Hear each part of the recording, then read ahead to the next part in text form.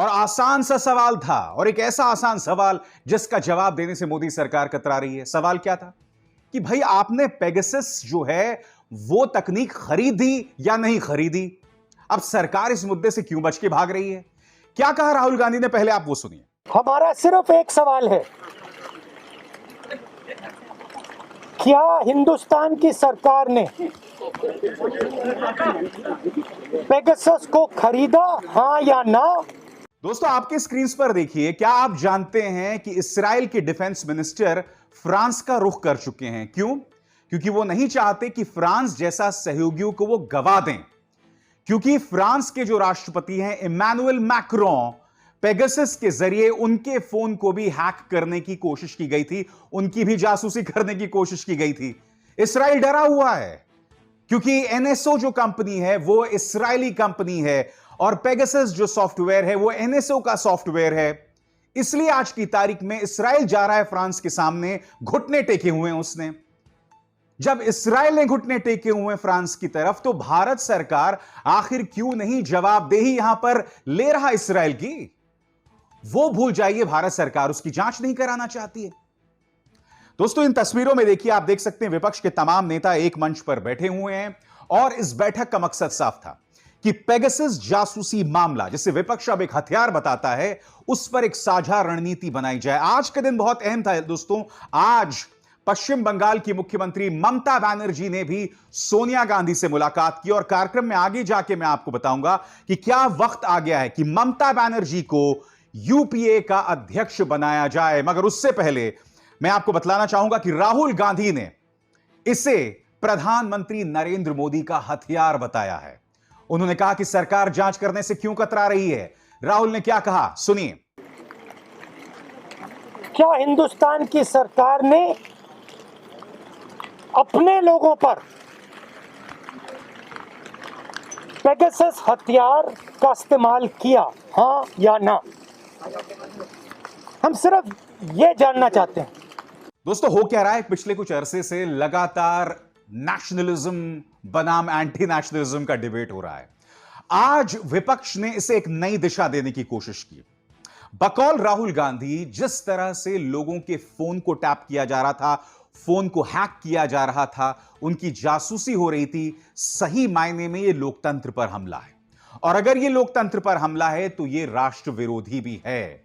अपनी जमीन किस तरह से राहुल गांधी रख रहे हैं, सुनिए। ये जो हथियार है ये हिंदुस्तान के खिलाफ यूज किया गया है। इस हथियार को आतंकवादियों के खिलाफ प्रयोग करना चाहिए, देशद्रोहियों के खिलाफ प्रयोग करना चाहिए।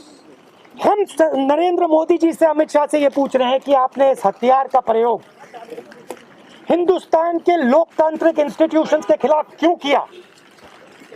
हिंदुस्तान के लोकतंत्र ने क्या किया है जो आपने इस हथियार को लोकतंत्र के खिलाफ यूज किया है? यह सवाल है। दोस्तों विपक्ष का मोर्चा था तो यहां तमाम पॉलिटिकल पार्टीज मौजूद थे और विपक्ष का यह कहना था आज की इस प्रेस कॉन्फ्रेंस में कि देखिए, आज इस मंच पर आप जिन लोगों को देख रहे हैं ये वो लोग हैं जो देश की जनता, 60% देश की जनता की नुमाइंदगी करते हैं, इसलिए हमारी आवाज को नजरअंदाज नहीं किया जा सकता।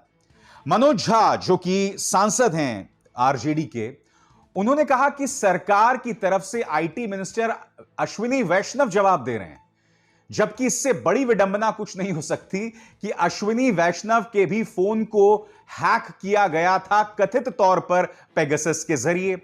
इसलिए जब वो बयान देते हैं तो उससे ज्यादा हास्यास्पद बात कुछ नहीं हो सकती। मनोज झा क्या कहा उन्होंने, आइए सुनते हैं। लेकिन जो गंभीर मसले हैं, राष्ट्रीय सुरक्षा से जुड़े हुए मसले हैं, उस पर आप पर्दादारी नहीं कर सकते और एक विस्तृत चर्चा हो किसी आईटी मिनिस्टर की मौजूदगी में नहीं, गृह मंत्री या प्रधानमंत्री जी की मौजूदगी में विशद चर्चा हो, ताकि दूध का दूध और पानी का पानी हो। अन्यथा ये जो पार्लियामेंट को बुलडोज करने की आपने रवायत शुरू की है ना, इसके पक्ष में एक विकल्प जनता खुद तय कर देगी कि आपके अहंकार को कैसे चुनौती दी जाए। इस मंच पर और भी पार्टियां थी, शिवसेना ने भी अपनी बात रखी। क्या कहा पार्टी के सांसद संजय राउत ने, आइए सुनते हैं। अगर नेशनल सिक्योरिटी के मामले में यह सरकार बात नहीं करती करना नहीं चाहती तो कौन से मसले पर बात करना चाहती है? राष्ट्रीय सुरक्षा के मामले पर और फार्मर्स एक्ट के ऊपर हम एक साथ रहेंगे। दोस्तों, ये वक्त आ गया है कि जब इस्राइल एक क्राइसिस ग्रुप बिठा सकता है, अगर फ्रांस इसकी जांच के आदेश दे सकता है, अगर मेक्सिको जैसा देश इसकी जांच के आदेश दे सकता है, अल्जीरिया, जी हां, अल्जीरिया जिसके बारे में कहा जाता है कि वो एक फेल्ड स्टेट है, जब ये तमाम देश इसकी जांच के आदेश दे सकते हैं, जिनमें से कुछ ऐसे देश हैं जहां लोकतंत्र न के बराबर है, तो भारत सरकार इससे क्यों कतरा रहा है? इसका मतलब साफ है, क्योंकि पेगासस एक ऐसी तकनीक है जो एनएसओ जो है, इस्राएली कंपनी एनएसओ, सिर्फ देशों को बेचती है। और अगर भारत के पत्रकार, भारत के नेता, भारत के जज, भारत के उद्योगपति, इन तमाम लोगों की जासूसी हो रही थी, तो इसका जिम्मेदार कौन है? सरकार है। इस लॉजिक के हिसाब से इस तकनीक को या तो सरकार ने खरीदा या उससे जुड़ी किसी एजेंसी ने खरीदा। तो सरकार इस मामले की जांच करने से क्यों कतरा रही है? यह सवाल उठना लाजमी है। दोस्तों, आज का दिन इस लिहाज से भी अहम है क्योंकि एक तरफ जहां राहुल गांधी की नुमाइंदगी में पेगासस जासूसी मामले के जरिए सरकार को घेरने का प्रयास हुआ, वहीं दूसरी तरफ ममता बनर्जी जो कल ही दिल्ली पहुंच गई थी, उनकी मंत्रणाओं का दौर लगातार जारी रहा। कल उन्होंने प्रधानमंत्री नरेंद्र मोदी से मुलाकात की और इस तस्वीर में काफी हद तक इस बैठक की हकीकत बयां हो जाती है। ममता बनर्जी को आप यहां देख सकते हैं, रीढ़ एकदम सीधी है और प्रधानमंत्री बहुत ही ड्रामेटिक अंदाज में पूरी तरह से उनकी तरफ झुके हुए हैं। काश प्रधानमंत्री, जब आपने पश्चिम बंगाल में जाकर ममता बनर्जी के बारे में वो जो आपका स्टाइल नहीं था, दीदी ओ दीदी, काश आपने या आपके पार्टी के नेताओं ने उस वक्त इस तरह के बयानात ना दिए होते। इसलिए जब आप इस तरह से झुकते हैं तो बात बहुत अटपटी लगती है।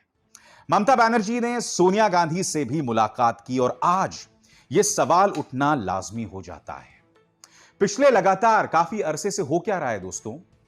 यूपीए चेयरपर्सन यानी यूनाइटेड प्रोग्रेसिव अलायंस, यानी कि जो भारतीय विरोधी मोर्चा है, जो मोर्चा है जिनमें कई दल आते हैं, यूपीए का अध्यक्ष का पद जो है वो काफी सॉफ्ट हो गया है क्योंकि सोनिया गांधी यूपीए चेयरपर्सन है। पिछले दिनों कुछ इस बात को लेकर चर्चा थी कि शरद पवार को इसका चेयरपर्सन बनाया जा सकता है। सोनिया गांधी की सेहत खुद ठीक नहीं रहती, मगर वो अपनी सेहत के बावजूद काफी सक्रिय रहने का प्रयास करती हैं। आज जब ममता बनर्जी दिल्ली में है, आज जब ममता बनर्जी ने भारतीय जनता पार्टी के साम दाम दंड भेद के बावजूद पश्चिम बंगाल के चुनाव जीत लिए, न सिर्फ पश्चिम बंगाल के चुनाव जीते मगर उसके बाद भी मोदी सरकार ने जितने भी उन पर दांव चले, सभी के 19 पर वो 20 साबित हुई। तो क्या आपको नहीं लगता वक्त आ गया है कि ममता बनर्जी को यूपीए का चेयरपर्सन बनाया जाए, ताकि सही मायने में वो भारतीय जनता पार्टी विरोधी मोर्चे का चेहरा बन सके और फिर यह मोर्चा देश की जनता के सामने एक ब्लूप्रिंट के सामने आए, ब्लूप्रिंट लेकर सामने आए। देखिए, एक बात स्पष्ट हो जानी चाहिए, सिर्फ प्रधानमंत्री नरेंद्र मोदी का विरोध करके विपक्ष जो है वो देश की जनता के दिल में जगह नहीं बनाएगा। नहीं, आपको एक विकल्प देना पड़ेगा, आपको बतलाना पड़ेगा कि आपकी सियासत बीजेपी की सियासत से बेहतर क्यों है। आपको बतलाना पड़ेगा कि आपकी सियासत पूरे देश को एक साथ लाने के लिए क्यों कारगर है, क्यों जरूरी है। आपको बतलाना पड़ेगा कि आपकी जो संभावित इकोनॉमिक पॉलिसीज हैं वो मौजूदा निजाम के, मौजूदा सरकार की इकोनॉमिक पॉलिसीज से बेहतर क्यों हैं। और जब तक यह मोर्चा इन तमाम सवालों का जवाब नहीं देगा, तब तक प्रधानमंत्री नरेंद्र मोदी के सामने आप जिसे भी खड़ा कर लें उससे कोई फर्क नहीं पड़ने वाला, क्योंकि प्रधानमंत्री नरेंद्र मोदी निर्विरोध इस वक्त देश के सबसे लोकप्रिय और सबसे करिश्माई व्यक्तित्व के नेता हैं। हां, देश में विभाजन पैदा करना, देश में दोहराव पैदा करना, प्रधानमंत्री नरेंद्र मोदी के नाम को अक्सर उन्हीं के पार्टी के नेता इस्तेमाल करते हैं। जी हां, खुद प्रधानमंत्री उन मुद्दों पर खामोश हो जाते हैं जहां उनको बोलना चाहिए, क्योंकि उनके बोलने से कम देश में दोहराव का, गतिरोध का, लोगों को बांटने का संकेत नहीं जाएगा। मगर प्रधानमंत्री नरेंद्र मोदी की खामोशी इस बात का प्रमाण है कि कहीं ना कहीं वो उसमें दखल नहीं देना चाहते, या फिर वो उससे मुतमईन हैं, वो उससे इत्तेफाक रखते हैं। इसलिए बहुत जरूरी हो जाता है कि उस सियासत के बिल्कुल उलट एक संवाद देश की जनता के बीच में पैदा किया जाए। और इस संवाद का चेहरा कौन होगा, राहुल गांधी या ममता बनर्जी, इसका फैसला होना चाहिए। देखिए, राहुल गांधी के साथ दिक्कत यह है कि राहुल गांधी अब तक कांग्रेस अध्यक्ष पद को नहीं संभाल पा रहे हैं। वो जिम्मेदारी को अपने हाथ से नहीं छीन रहे हैं या खींच रहे हैं। वो कहीं ना कहीं एक ऐसे व्यक्ति के तौर पर बने रहना चाहते हैं जो एक विपक्ष की आवाज हो, जो सरकार से सवाल करता हो, मगर कांग्रेस की कमान संभालने के लिए तैयार नहीं है। दूसरी तरफ ममता बनर्जी ने लगातार यह प्रयास किया है और यह प्रमाणित भी किया है कि वो भारतीय जनता पार्टी का मुकाबला करने को तैयार हैं। हम ये ना भूलें कि इंदिरा गांधी के बाद इस देश को एक भी महिला प्रधानमंत्री नहीं मिली है।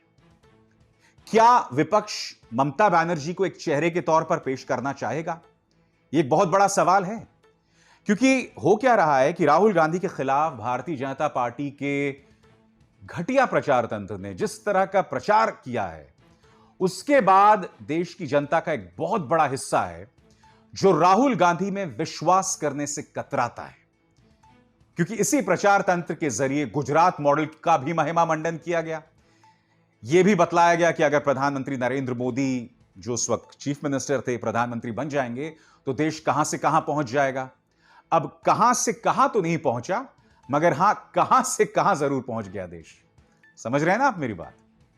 बहरहाल, आने वाले दिन दोस्तों बहुत ही दिलचस्प होने वाले हैं विपक्ष की राजनीति की निगाह से, क्योंकि हमें यह नहीं भूलना चाहिए कि इस साल की शुरुआत में उत्तर प्रदेश के चुनाव है और उससे पहले विपक्ष लगातार सरकार को घेरना चाहेगा, क्योंकि हम ये ना भूलें सरकार के साथ पूरा प्रचार तंत्र है। आज भी जब राहुल गांधी ये प्रेस कॉन्फ्रेंस कर रहे थे, आज भी जब ममता बनर्जी ने सोनिया गांधी से मुलाकात की, आप तमाम न्यूज चैनल्स में उसको लेके जो प्रचार चलाया जा रहा है उस पर निगाह डालें। मानो प्रधानमंत्री नरेंद्र मोदी को विपक्ष नहीं घेर रहा है, देश विरोधी घेर रहे हैं, पाकिस्तान परस्त घेर रहे हैं। पूरा प्रोपेगेंडा दोस्तों उनका वही चल रहा है, जबकि देश के लोकतंत्र के लिए बहुत जरूरी है कि एक मजबूत विपक्ष हो, जैसे एक जमाने में बीजेपी हुआ करती थी। मगर उस वक्त मीडिया यह नहीं करता था कि बीजेपी को राष्ट्र विरोधी घोषित कर देती थी। आज बीजेपी सरकार के डर से हमारे न्यूज चैनल्स यही करते हैं।